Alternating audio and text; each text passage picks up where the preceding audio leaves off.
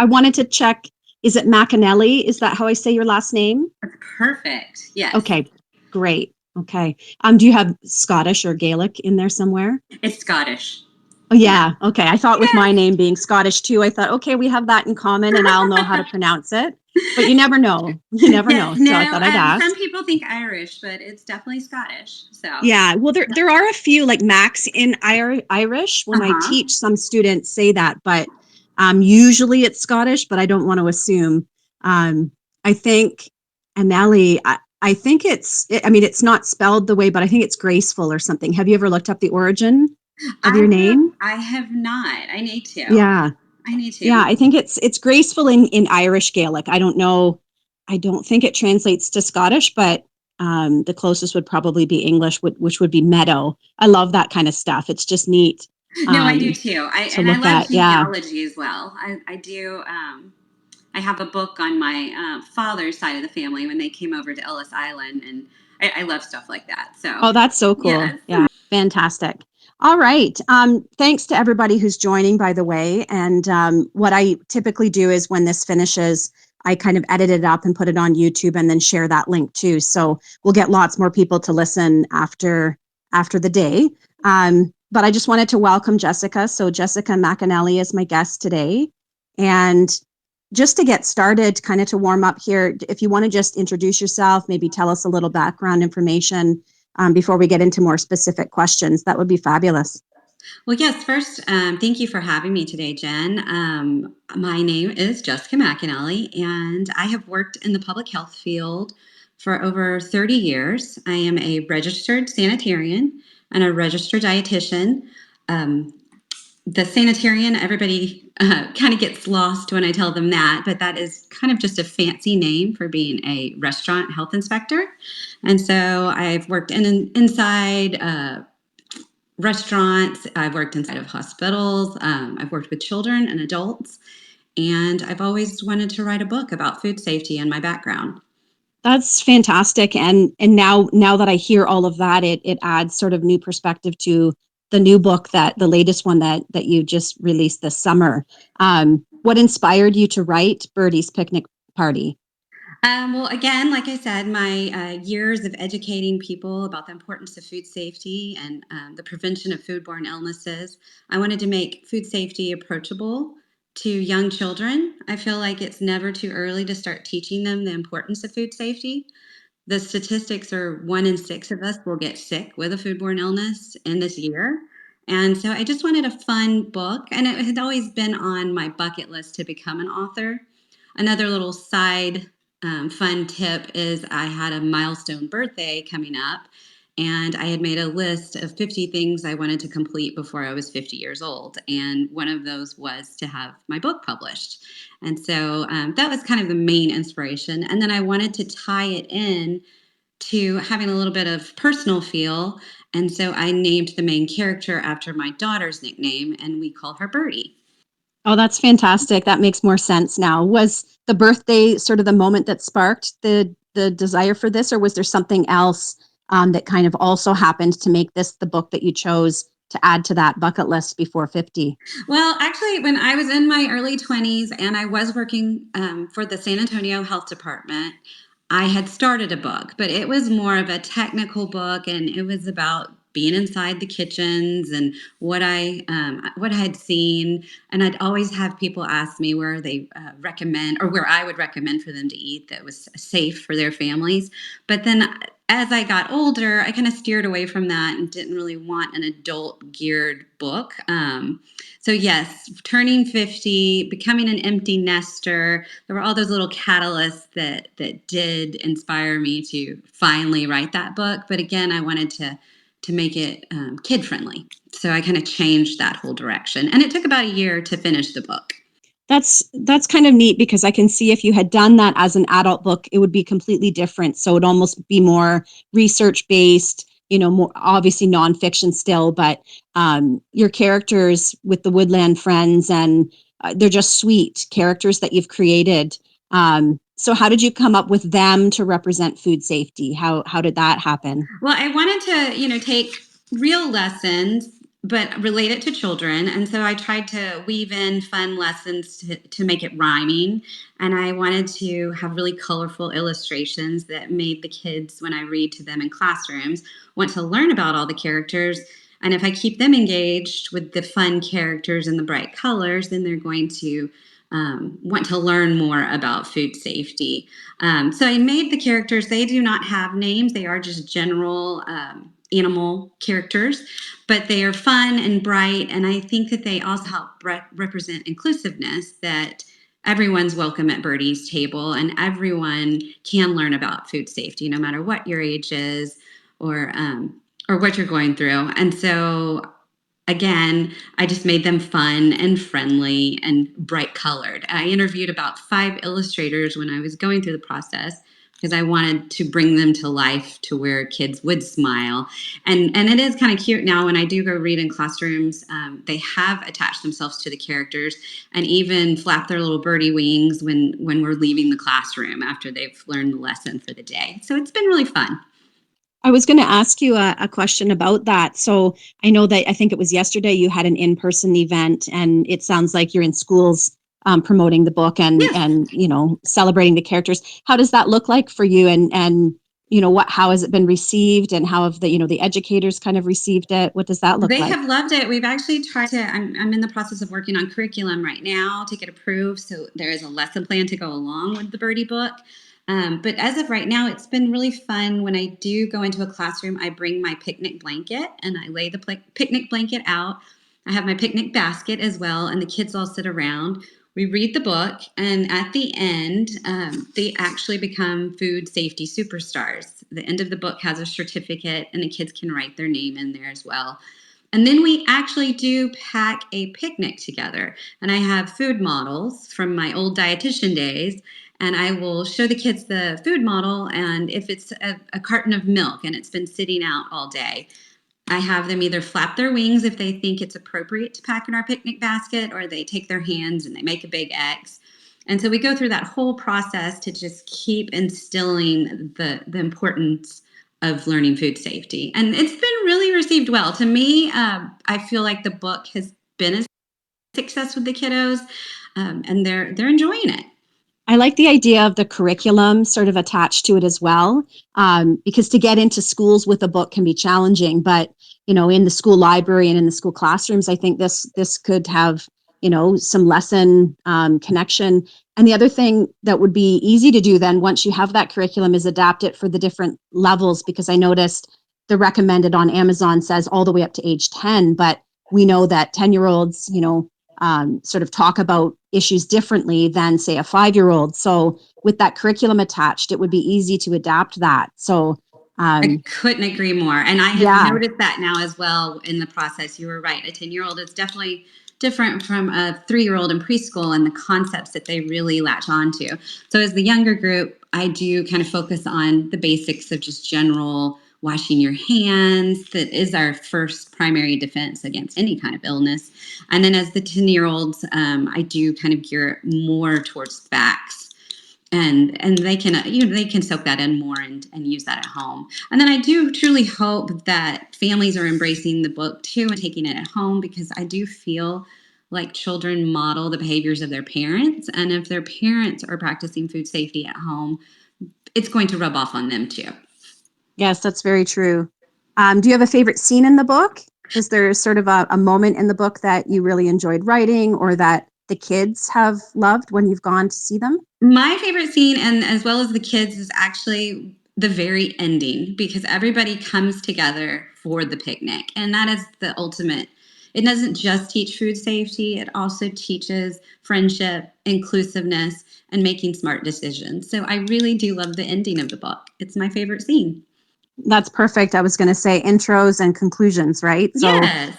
if you're having these great conversations with the kids and then it ends off that way, it would just work naturally into, like you said, to have those little circle conversations and have them become food safety experts themselves. That's wonderful. Yes.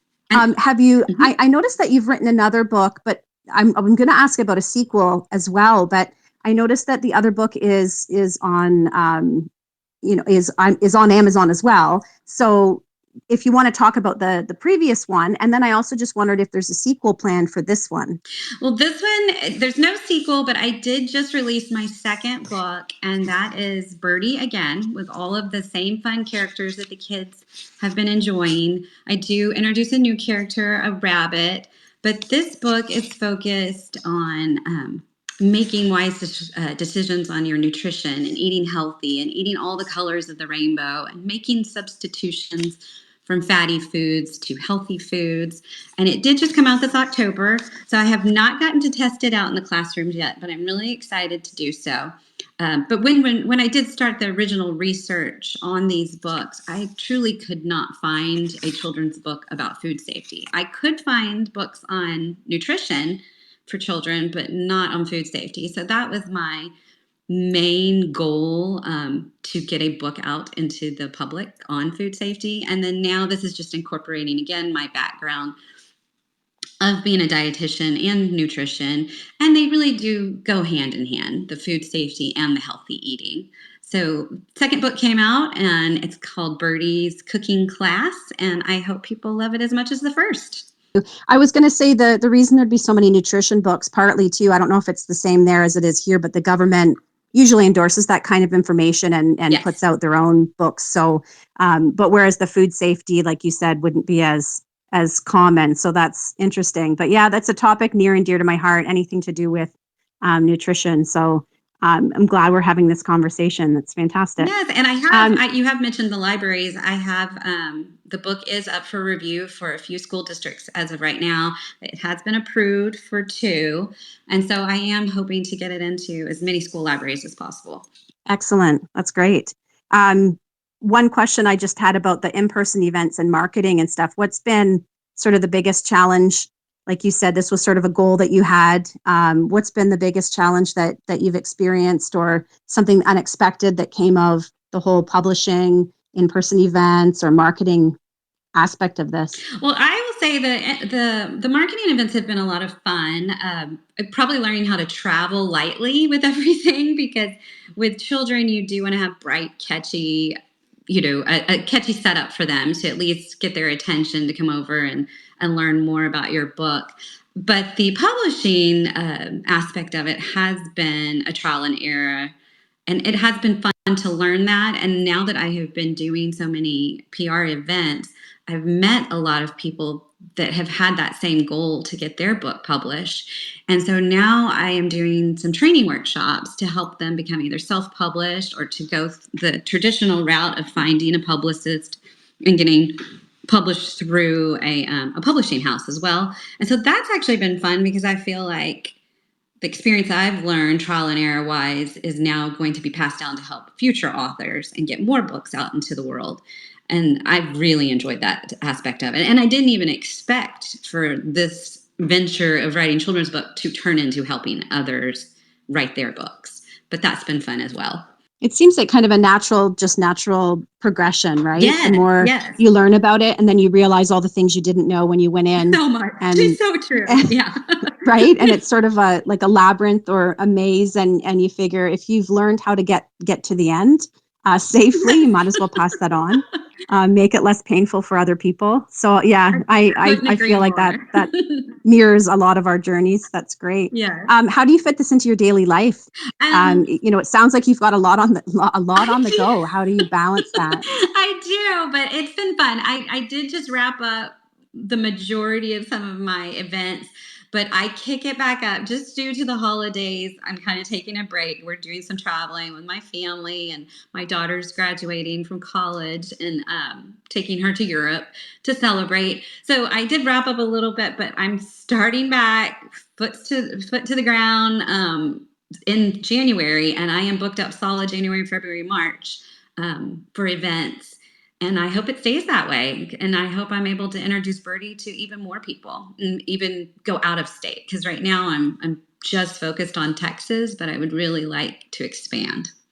And are you still working as well? You said for over 30 years, you've been working in food safety. Do you still do that as well alongside all of the book I stuff? am still a dietitian and still a registered sanitarian by trade. And I have a flexible schedule with that now, because I do it as contract work.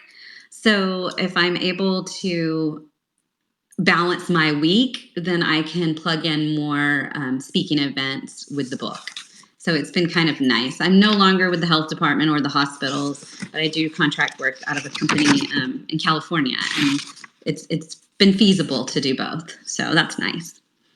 A lot more flexible then. Yeah, because Yes. I was picturing, you have a 9 to 5, 5 days a week type of thing, and I thought, how are you flying all over or traveling? Yes. Yes. Yeah, so that makes more sense. I'm curious, in the United States, is it different by state when it comes to how food safety is approached? Like, would it be different in New York It is. to California to Texas? How It does that is, work? and actually, California probably has the strictest rules of all, and I like that because it's kind of making its way across the United States, and other states are now adopting their rules. Like, for example, food allergies. A lot of children do, and adults suffer from food allergies, and there are certain restaurants now in Texas that have adopted California's rules. And if you tell your waiter that you have a food allergy, your food will be kept separate through its whole journey of being cooked in the back of a kitchen just to keep you safe. So I do like the innovation of what California is doing, and as it makes its way.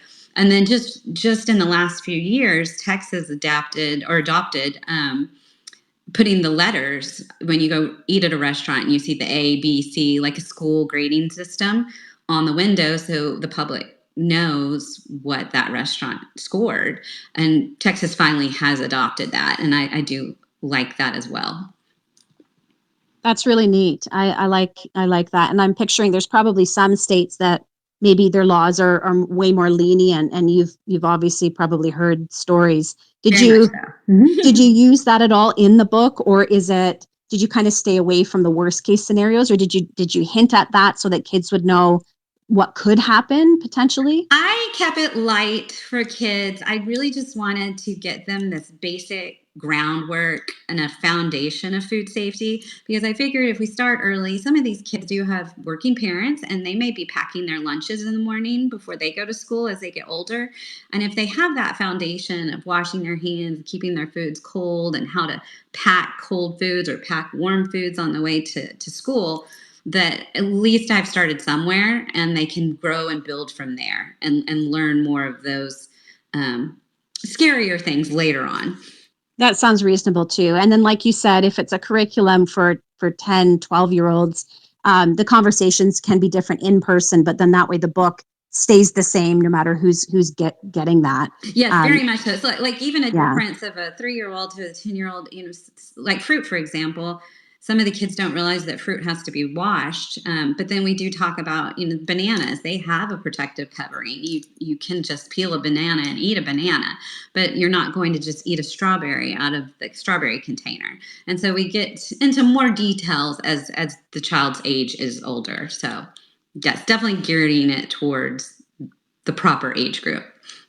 Have you always been into writing? Like, you had this obviously on your to-do list, but is writing something that you've sort of always been interested in, or that you dabbled with as a kid? Like, when did this sort of the Yes, idea I of know doing that that? I've got the science background or the STEM background in me, but I actually really loved English growing up and I loved reading and I have always enjoyed that. But again, I didn't know how to bring that to fruition and turn it into a book.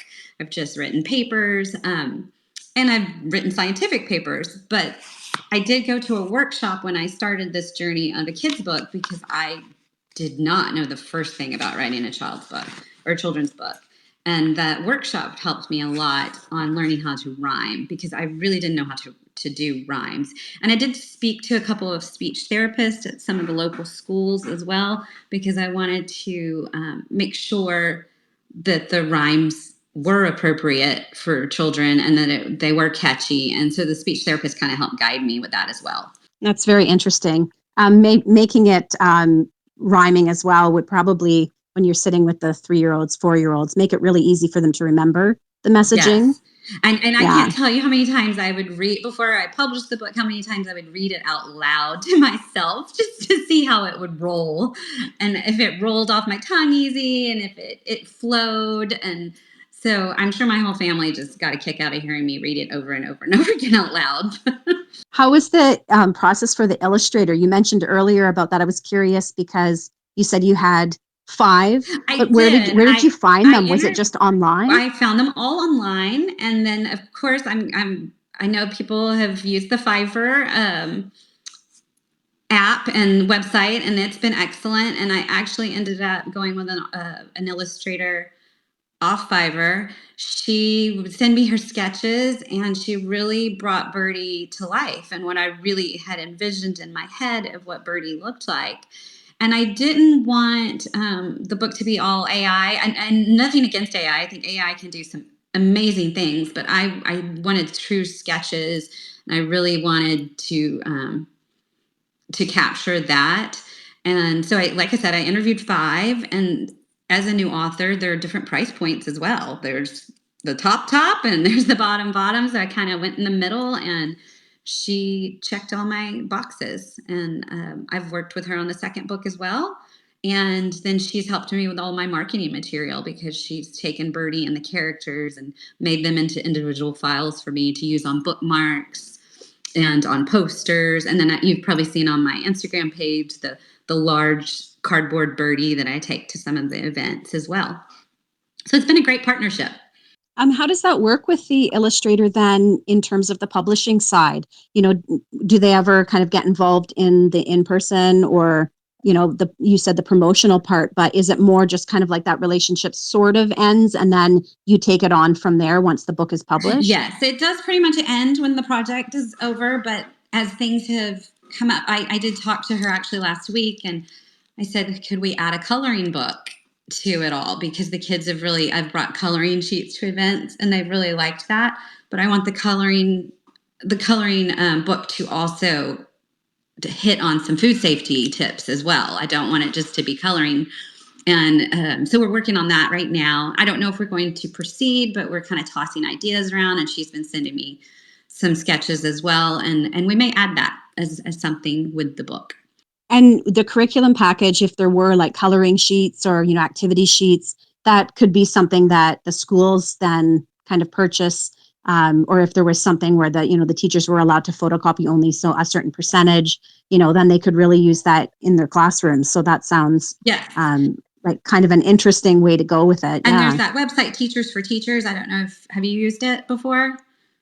Yeah. Teachers paid Yes, teachers. that Yeah. yes. And so you can upload some of the content there and kind of get the book out in that route as well. Because I really think even Girl Scout troops have even contacted me on how they can add a food safety patch and earn it with the book as well. So that was an outlet I hadn't even thought about. But I really see the book more in classrooms and used as an educational tool. That's fantastic. Have you received any feedback yet from parents? We've talked a lot about the school side, but what about parents of the kids at some of the events, like say at the library or the in-person signing? What has sort of the response I been there? have, and like you mentioned, the different age groups, the older age groups, they have now incorporated colored cutting boards into their families. So when I say colored cutting boards, keeping one color for raw meats, keeping one color for ready to eat foods, which would be lettuce or an apple, and using different colored knives, the handles being colored, so there's no cross contamination within their kitchen. So I have heard that from some parents. Then I've just heard generally from parents that their kids want to go on a picnic. And now that we're going into winter, I feel bad. But hopefully, we'll have a lot of spring picnics that they'll be packing together. But yes, it's been embraced, and I really appreciate the families taking Birdie into their homes and learning from it. Have you thought about, you said that you bring the large birdie to the events. Have you thought about any marketing for that? I know there's the activity book or coloring book idea, but what about, small little things that the kids could receive? Have you thought about that? I know merch and stuff is probably Merch maybe is far in yeah, the merch is future, a but probably I have had people say, "What about chef hats and aprons?" Now that the new book has come out, I have had some recommend doing a soap because hand washing is, like I said, our number one defense against germs. Uh, I'm having an event in a week, and a hospital donated hand sanitizers for me to pass out to all the kids. So even partnering with some programs as well, I would have some items to give out. But still kind of new on the cusp of that. Some people have said, what about a stuffed birdie to sell along with the book? But still tossing those things around. I really just want to get the message out about food safety right now. And then if I see it continuing to grow, maybe adding some of those fun things to it.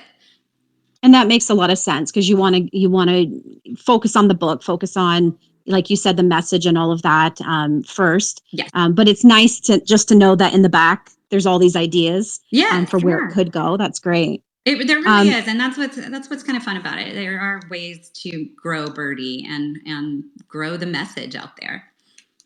Who's your biggest supporter? Like, who do you kind of have kind of, in because a lot of indie authors and a lot of, small press authors find that really challenging. Sometimes they feel like they're on their own with this journey. Do you have people that are kind of rooting for you or that go with you to the events? Well, I will say I did keep it a secret from my entire family for a year. Not mainly because just in case it didn't happen, not to look at it as like a failure situation, but I just in case I did not publish it or did not follow through, I just kept it as a personal journey for myself. And then when I did see that it was going to happen towards the end, I did tell my daughter first because it is named after her. And I call her my biggest cheerleader, and she's my biggest inspiration. She's applying to medical school right now. She's able to balance it all, and I maybe she switched at birth. I don't know if she's my child. She can do it all. She's pretty amazing. And then I told my son, and he was super supportive. And I need to write a book now for him. And then it's been great. My husband's been supportive, and my friends. And I truly believe that friends actually can become your family. And they've been coming out to my events and spreading the word on social media. And it's been taking off from there. And actually, every event I've had so far has sold out of every book I've brought, which is, I'm counting that as a plus. Yeah, well, I was going to say, how do you gauge how many to bring? Is this, if you're selling out, like, how do you even? I've only done one in-person event, and it was difficult to try to guess how many books to bring. How have I've you been gone bringing about that? 50 to each event. And actually, yesterday's event, I had called my husband last minute. I said, "Can you grab some more? We just sold out again." And he brought a few extra, but I need to probably just bring 100 and then hope. And then you never know, trial and error on that as well. You're just bringing them back home with you if they don't sell. But 50's been a good point because I've sold out of 50 at every event so far. Yeah. I was going to say the one that I did was like that. It was very much kind of like that 50 range, but that's a totally different genre. So I was just curious. And yours would maybe be easier to pack. There wouldn't be as much weight in it, but True, yeah, like you very said, if much you don't so. sell them, you just bring them home and then you have them for the next event. So congrats though. That's great. And Thank you. because I think sometimes people forget about when they're an author to do those in-person ones because we're always thinking Amazon or, Barnes and Noble and stuff. But that's a fabulous way to get the idea out quickly to a lot of people. And then you have that personal connection with them so that maybe when a sequel or another book comes out that they're already kind of following your journey there. Yes, And they'll and know they about will it. stock several of the indie bookshops will stock your book and do a consignment contract with you as well. After you've had your event, if your book does well, they want to keep it on their shelves. And that's been fun. And I've just signed those contracts. And I've loved the indie bookstores and their support of authors. They have been so great. I've sent just letters and said, "Hey, this is what I do." They're like, "Yes, can we get you on the schedule? When can you come?" And they've been so gracious. That's good to hear. Yeah, because a lot of authors, they feel like they don't have that support. So it sounds like you have not just people in your life, but also just the indie side of it too, and the store side of it. So that's great. Yes. I see somebody has a question here. Do you mind if I Oh, kind sure. of give them speaking access, and we'll see what Adrian wants to ask? Just a second Yes. here. All right, Adrian, I'm not sure if you can just test your mic there, and if you have a question for Jessica, go ahead. I think he declined, so maybe you already answered the question that he was going to ask. Yeah, we only have a couple minutes left. I just wondered if there's any final things that we didn't cover that you want to share, or anything that you want to say, kind of as a way to wrap up the interview. Well, if there are any listeners today that have a goal of writing their first book, my advice is you're never too old to chase your dreams. And I say go for it. And that is truly what I've kind of been sharing to all that I've How you, learned. Oh, we've got Adrian. Are you here? how you doing? I'm good. How are you? Fine. I'm just greeting you. Continue your conversation. Yes. Did you have a question? No, continue. Maybe I Oh, can okay. have a question later. I was just encouraging that if there were any authors or future authors out there that are wanting to get their book published, to go for it, that you are never too old to chase a dream. And that's a really good message for all of us. Yeah, because sometimes, you let doubt or lack of confidence kind of stop you. So it's nice to see that you, even though you kept it secret, that you eventually kind of went with it and are being, quite successful with that now. So that's fabulous. Yes. Do you have a question, Adrian, or because we're going to kind of wrap it up, but if you do have something that you want to ask, go ahead. All right. Well, thanks so much, Jessica, for taking the time to talk to me today, and we'll kind of edit this up and share it with everybody, sort of far and wide. And I hope you are very successful with this book and future endeavors. And I really appreciate your time today. Well, thank you, Jen. I really appreciate you having me today, and thank you to all your listeners. And feel free for any of them to contact me if they have any future questions or just want help on getting their books published as well. I'm here to help. Fabulous. And I put all your links just in the chat, in the replies there, and I'll kind of keep sending that out to more and more people. So thank you so much. Have a great rest of your day. Thank you. You too.